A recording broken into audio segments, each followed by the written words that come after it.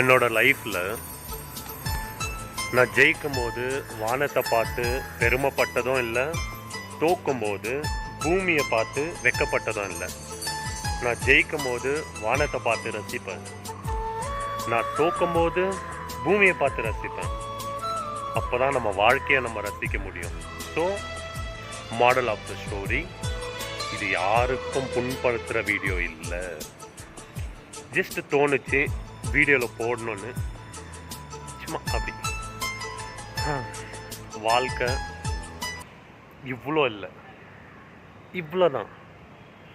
அதுக்குள்ளே இருக்கிற சந்தோஷத்தை பெருசாக பார்ப்போம். Smile, be happy.